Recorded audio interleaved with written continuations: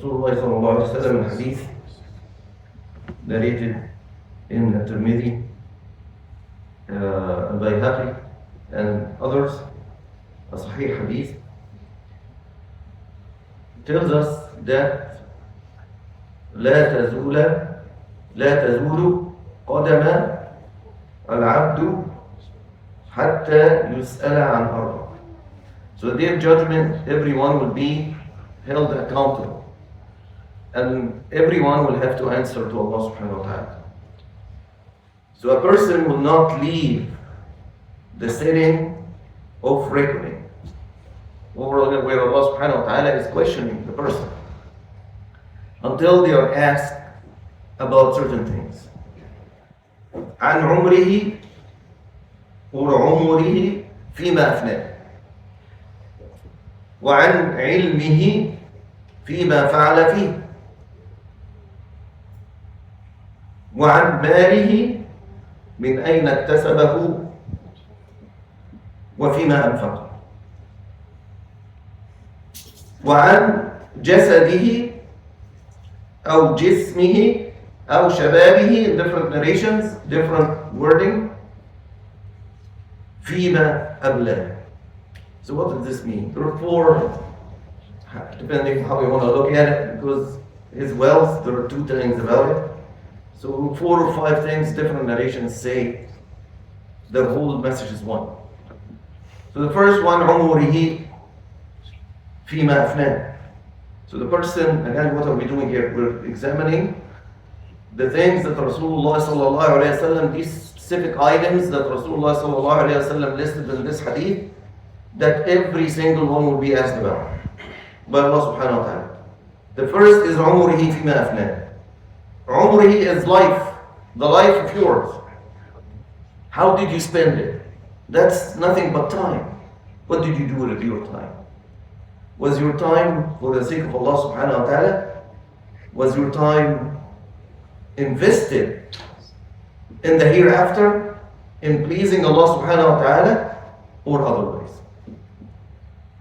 وعن علمه فيما فعل فيه. And the knowledge that the person's the first one is your life, your time. Because my life is nothing but time, it's minutes, right? Minutes and seconds and hours and days and months, right? That's my life. That's what I'm going to say. How did you invest that? In what? Then the next one, your knowledge. Every one of us knows certain things. Maybe related to dunya, maybe related to al-akhirah, but you can invest these things in a variety of ways. You can invest all of these in pleasing Allah subhanahu wa ta'ala or otherwise. Why did you gain the knowledge that you have? Why did you seek the knowledge that you have pursued and now you have it? Was it to please Allah subhanahu wa ta'ala? Did you pursue a career so that you are recognized in the community and all this materialistic stuff and make money and be famous and get a car and house and all of these? Or was Allah subhanahu wa ta'ala involved in all of this? This job will bring you closer to Allah. This career will bring you closer to Allah subhanahu wa ta'ala. You can serve. You can use the materialistic means to serve Allah subhanahu wa ta'ala and gain in the hereafter. So what made you seek the knowledge that you have? And what are you doing with it? You have knowledge, you can help people with that knowledge. You have knowledge, you can worship Allah subhanahu wa ta'ala in accordance to this knowledge. Correct? If you don't know when the best times to make dua are, then you will be making it randomly any time. But you seek the knowledge because you want to please Allah subhanahu wa ta'ala. You care about your relationship with Allah subhanahu wa ta'ala. Then you seek which time is most likely, which setting, which day, which moment, which position of yours is most likely for your dua to be accepted by Allah subhanahu wa ta'ala. You gain that knowledge. When you know, then you can act upon that. Or not. Or someone told you, or you came to happen, and you flipped it behind. You didn't do anything with it. So one is the time, your life. Two is the knowledge. Why did you gain this particular knowledge? Your intention for it, was it with Allah subhanahu wa ta'ala or something else? And what are you doing with it? Correct? Then number three becomes the wealth. من أين كسبه? Where did you collect this money that you have, the wealth? Did you collect it from a place where Allah subhanahu wa ta'ala allowed you to do so and made it permissible for you to do it? Or you collected regardless? Any money is good. Take. Right? And then when you have it, when you had it, did you spend it for the sake of Allah subhanahu wa ta'ala? Did you spend it to please Allah subhanahu wa ta'ala? Then someone may wonder, are we supposed to only gain the wealth to only please Allah subhanahu wa ta'ala? Meaning I make the wealth and then I just give it to the fuqara or build a masjid or all of this. What? There is nothing for me, there is nothing for my family, all of this. No. In fact, spending on your own dependents, children and wife, is one of the best ways you can spend for the sake of Allah subhanahu wa ta'ala. But there is that mu'min, the Muslim believer, who is smart in his relation with Allah subhanahu wa ta'ala. When he does what he does normally, right? He takes the intention to please Allah subhanahu wa ta'ala. So Allah subhanahu wa ta'ala planted the love of your children in your heart. You want to spend on them. And when you do this, you are personally satisfied. But you want to spend for them also because you want to raise a generation that knows Allah subhanahu wa ta'ala and will spend a life, perhaps most of it after your own heart, in the worship of Allah subhanahu wa ta'ala. That's why you have that intention in there. Other than the instinct. And that's the difference between the mu'min and the otherwise. The disbeliever, total disbeliever, they're just acting randomly. They do whatever I feel. Where are you going today? I'm going there. Why are you going there? Because I feel like it. Because I feel good there. Whatever that there is. Right? I'm doing this. Why are you doing it? Because it makes me happy. But the Muslim doesn't do that. The Muslim is thinking, what is behind this? So for the wealth, how did you collect it? And how did you spend it? Spend it in building the masajid. You spending in maintaining the masajid. You spend in supporting the poor and the needy in your place, your relatives, your community, and the bigger Muslim community around the globe, and the whole entire humanity, and beyond humanity, for even the animals, and doing anything good. That good meaning in accordance with Quran and Sunnah. Not my opinion and your opinion and his opinion. According to Quran and Sunnah, you spend on all of these things. Even the things that we love to do. Spend on yourself and thank Allah subhanahu wa ta'ala. Spend on yourself in the permissible and thank Allah subhanahu wa ta'ala. Take the intention that you are empowering yourself so that you serve Allah subhanahu wa ta'ala. This intention can make the difference between reward and no reward, just because you intended to please Allah subhanahu wa ta'ala, but you're doing the same exact act. Then comes shabab, body. جسمه جسده, body. وشبابه فيما أبلاه.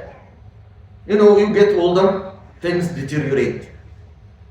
Ablad means allowed it to be spent. Wear and tear is going on. Alright. How did you use that body? Because this is a creation of Allah subhanahu wa ta'ala. Allah subhanahu wa ta'ala, I didn't create myself. I didn't choose how to look or which body I'm going to be living in. And I didn't do anything to be this person. Right? Allah subhanahu wa ta'ala gave you that reward. Allah subhanahu wa ta'ala gave you that trust, amana with you. What are you going to do with it? Are you going to be following the rules of Allah subhanahu wa ta'ala? Taking good care of it. Right? Of your body. Meaning you're taking care of your body in the ways that are pleasing to Allah subhanahu wa ta'ala, and the ways that Allah subhanahu wa ta'ala allowed us to know will make that body healthier so that you worship Allah subhanahu wa ta'ala better. so that you are taking care of this body. What do you want from a long life? All the people. وَلَتَجِدَنَّهُمْ أَحْرَصَ النَّاسِ عَلَى حَيَاةٍ وَمِنَ الَّذِينَ أَشْرَكُوا يَوَدُّ أَحَدُهُمْ لَوْ يُعَمَّرُ أَلْفَ سَنَةٍ وَمَا هُوَ بِمُزَحْزِحِهِ مِنَ الْعَذَابِ أَنْ يُعَمَّرَ. The one who wants to live long is not you and I. It's not you and I alone, and it's not to the same level. They want to live way, way, way more than us. They love staying in this world. They want a very, very long life. Those are the non-believers. But the Muslims may want that too. What about a long life in the worship of Allah subhanahu wa ta'ala? It is better. It is the best. So the very best is that you worship Allah subhanahu wa ta'ala and have dependence on Him. Whatever He wants. If He gives you a long life, then use it for the worship of Allah subhanahu wa ta'ala. Those are gifts. So when you are serving your body, you are pleasing Allah subhanahu wa ta'ala, but have that intention in there. Because I want to be here serving Allah subhanahu wa ta'ala better and for longer. So I accumulate more and more and more good deeds.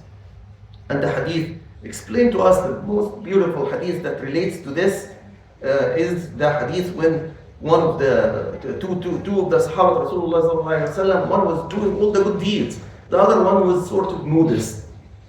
Then the one who was doing all the good deeds, even died as a martyr, as a shaheed. Then one, the other one a year later dies, a year later. So the one who's not doing as much, a year later he dies. Then the Sahaba, one of them sees that the guy who was modest, who was not a shaheed, was called to enter Jannah first before the other one. They went to Rasulullah sallallahu alaihi wasallam. I'm sort of summarizing the hadith to focus on the point. So one person just wanted, so Rasulullah sallallahu alaihi wasallam told him, what is so strange in this? He lived a year in the worship of Allah subhanahu wa ta'ala. This is the sentence I want from this hadith. Rasulullah sallallahu alaihi wasallam explained to them that the difference between is like earth and heavens. Why? Because 1 year in the worship of Allah subhanahu wa ta'ala, how many times did that person make more sujood than the person who was even mujtahid? This guy was doing modest. He was one of the Sahaba, so we shall expect that he was doing the good deeds, right? But the other one was doing more and died as a shaheed. But 1 year short of him. So that's big difference. So the time you spend for the sake of Allah subhanahu wa ta'ala is great. Now let's review all of these things again. Those are the things that we are going to be asked by Allah subhanahu wa ta'ala so that we prepare the answer. So every one of us will be asked, and we want to prepare the answer. So for the umrihi, time, how did you spend your life? You want to say I was playing? Is this a good answer for Allah subhanahu wa ta'ala? So every one of us will be asked about this. How can we apply this to our daily life? Every day we have so many choices. We have a lot of things that we may be doing. We have families that may be calling us to, asking us to do certain things, and friends and neighbors and colleagues and all of neighbors and all of these people asking us to do all kinds of things. Anything you do, you're going to spend time on it. And then Allah subhanahu wa ta'ala will ask you about it. The Muslim thinks about Allah subhanahu wa ta'ala more than anything else. So, where is the key to all of this? The key is with Allah subhanahu wa ta'ala. How can I succeed in all of these things? So now I know my time, my knowledge, how I seek it and which knowledge I seek and what I do with it, my wealth, from where I get it and how I spend it, and then my own body. What am I allowing this body to do and what kind of care am I taking for it and with what intentions? All of these things I'm going to be asked about. So how can I succeed so that I maximize my reward with Allah subhanahu wa ta'ala? Number one, Allah subhanahu wa ta'ala, the hearts are under the control of Allah subhanahu wa ta'ala.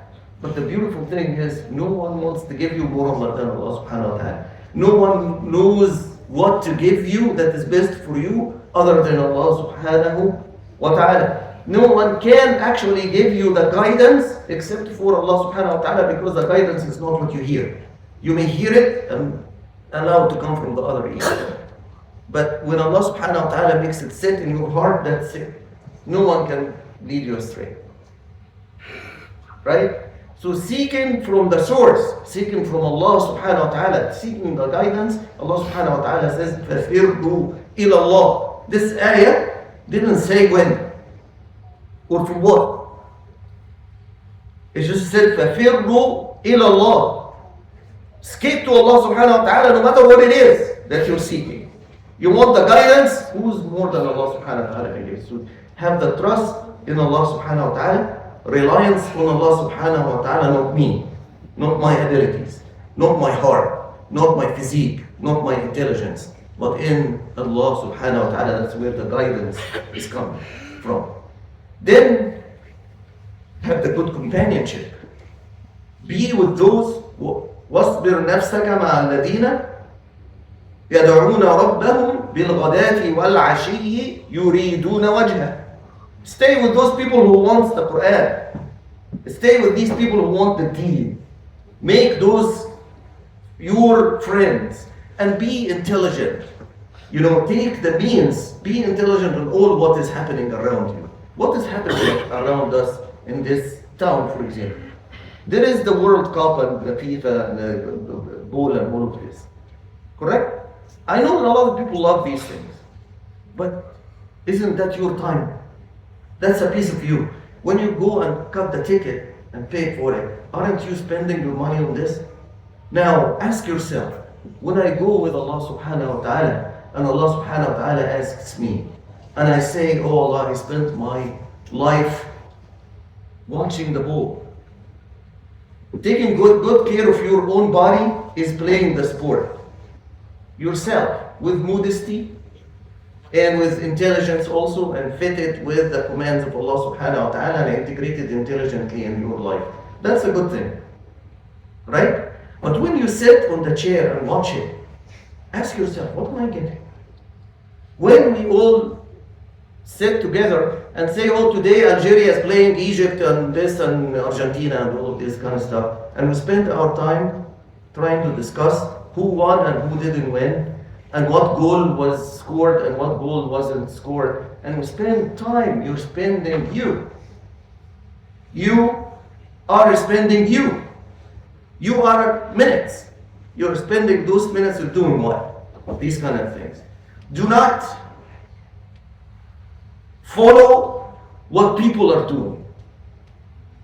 Just because it's like they say, where are you going? They see somebody running with a group of people, where are you going with them? Where are they going? I said, I don't know. Don't do that. If you don't know, then don't follow them. Correct? Use your brain with Allah subhanahu wa ta'ala. Connect with Allah subhanahu wa ta'ala. Allah subhanahu wa ta'ala made the deen very simple and beautiful. Right? Gave us the examples on the Quran al-Kareem. So the people of the kuffar, when the Muslimin will be in Jannah, looking at the kuffar in hellfire and asking, what happened to you? What brought you here?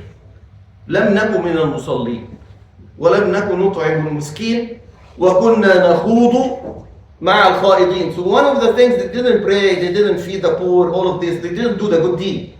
That's why they ended up in hellfire. But one of the things they say they did, they were just going with whatever. وَكُنَّا نَخُوضُ مَعَ الْخَائِضِينَ. When they see people doing something, we will just do like them. What about المحسنين? كانوا من قليلا من الليل ما يهجعون وبالأسحار هم يستغفرون. What about the people who are in Jannah and the highest levels? Those are المحسنين, correct? Those are among the highest people in the Jannah. المحسنين, those who have not only have taqwa but beyond. They worship Allah subhanahu wa ta'ala, described in one of the hadiths as if they see Allah subhanahu wa ta'ala. Recognizing that Allah subhanahu wa ta'ala and feeling that Allah subhanahu wa ta'ala watches them all the time. What did they do? They were awake at night. كانوا قليلا من الليل ما يهجعون. A little bit of the night only when they were asleep. What do people do at night? They sleep. Most people, what do they do at the night? They spend it in bed, sleeping. Many in this place where we live will go to the bar if they are awake. But the Muslimin, the smart ones, are not even in bed sleeping. No, they sleep a little bit and they get rewarded for it. They sleep and they get rewarded? What are you saying? They sleep because they want to strengthen themselves so that they can wake and worship Allah subhanahu wa ta'ala. Take that intention, Allah subhanahu wa ta'ala will reward you.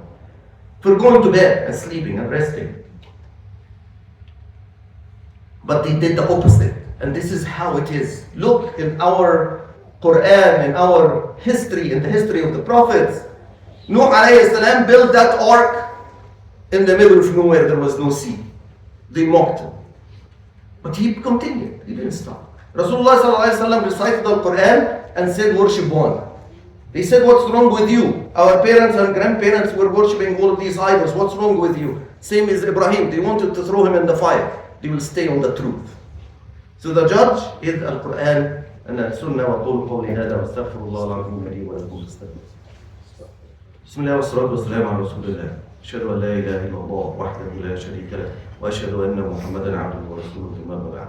My dear brothers, we are here وَمَا خَلَقْتُ الْجِنَّ وَالْإِنسَ إِلَّا لِيَعْبُدُونَ. Allah subhanahu wa ta'ala has created us so that we worship Allah subhanahu wa ta'ala. لِيَبْلُوَكُمْ أَيُّكُمْ أَحْسَنُ عَمَلًا, to test us who is going to be the best indeed. And then those who get the good deeds are going to be in Jannatun wa Uyun, right? They will be in the Jannah. So that's what we are working towards and that's what we need to focus on. Our hadith today is telling us that our life is time. Time we're going to be asked about. We'll also be asked about your wealth. You're going to be asked also about your knowledge. You're going to be asked about your own self, body, the body that you are in. You'll be asked about all of these. So let's prepare an answer to all of these questions. Review our lives, make our reference in this revision Quran and Sunnah and what brings us closer to Allah subhanahu wa ta'ala. اللهم اغفر للمؤمنين والمؤمنات والمسلمين والمسلمات الأحياء منهم والأموات. ربنا توفنا مسلمين والحقنا بالصالحين واجعلنا عندك من المقبولين واجعلنا من ورثة جنة النعيم. اللهم انصر الإسلام والمسلمين. اللهم انصر الإسلام والمسلمين. اللهم انصر الإسلام وأعز المسلمين. اللهم أنجي إخواننا المستضعفين مشارق الأرض ومغاربها. اللهم خذ أعداءنا أعداءك أعداء الدين أخذ عزيز مقتدر. اللهم اشف صدور قوم المؤمنين. اللهم اشف صدور قوم المؤمنين. صلى اللهم على محمد وعلى آله وصحبه أجمعين.